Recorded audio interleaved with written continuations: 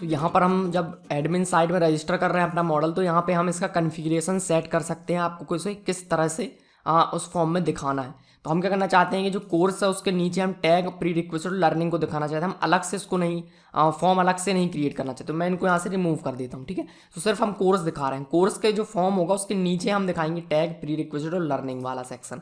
तो इसके लिए हम पहले यहाँ पे क्लास क्रिएट करेंगे। तो मैंने यहाँ पर एक क्लास क्रिएट किया, क्लास का नाम मैंने रखा टैग मॉडल। ओके, इसका नाम मैंने रखा टैग मॉडल, और इसे हम सब क्लास बनाएंगे एडमिन डॉट मॉडल एडमिन का।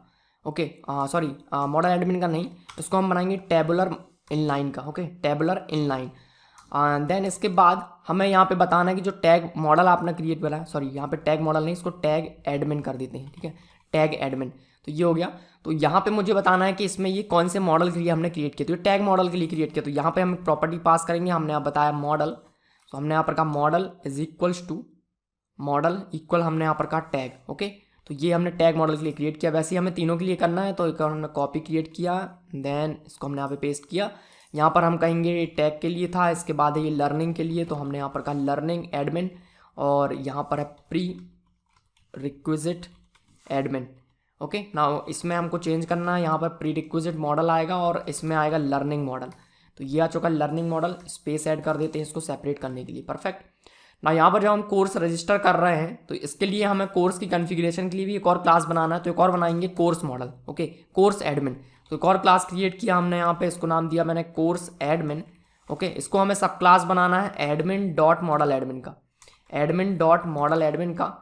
ना यहाँ पर हम बताएंगे कि जो कोर्स जो फॉर्म आपको दिखाना है एडमिन पैनल में जो फॉर्म दिखा रहा है उसके नीचे इन तीनों को भी ऐड करना है, अलग से ऐड नहीं करना। तो यहाँ पर हम एक फील्ड ऐड करेंगे, हमने कहा इनलाइन।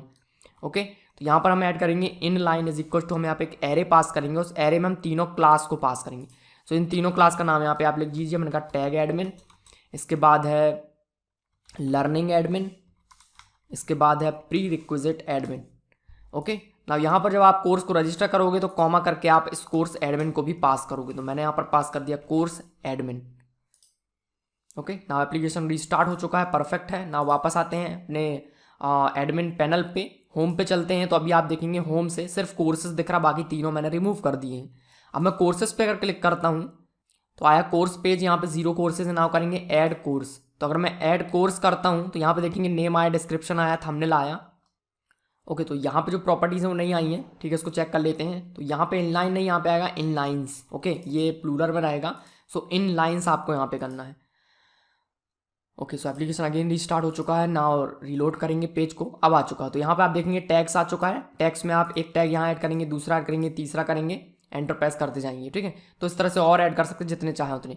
ना लर्निंग्स है, डिस्क्रिप्शन आया, लर्निंग्स आपको ऐड करना। तो लर्निंग्स में आपको ऐड कर सकते हैं कि आप एडवांस जो कॉन्सेप्ट है वो आप सीखेंगे। इसके बाद नेक्स्ट मैंने यहाँ पर कहा मिडलवेयर आप इसमें सीखने वाले हैं। नेक्स्ट हमने यहाँ पर कहा ऑथेंटिकेशन आप इस कोर्स में सीखने वाले हैं। और ऐड करना है तो ऑथराइजेशन आप सीखने वाले हैं।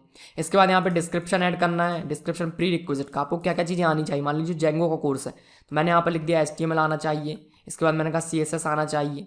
ओके, तो ये इस तरह से मैं यहाँ पे इसको ऐड कर सकता हूँ। देन लास्ट में हम कहेंगे सेव। तो जो कोर्स का जो ऑब्जेक्ट है ये सेव हो जाएगा डेटाबेस में, प्लस टैग्स भी सेव हो जाएंगे, डिस्क्रिप्शन लर्निंग भी सेव हो जाएंगे, प्री रिक्विजिट भी। तो सारी चीज़ें हमने एक ही बार के फॉर्म में फिल करके यहाँ पे सेव कर दिया। ओके।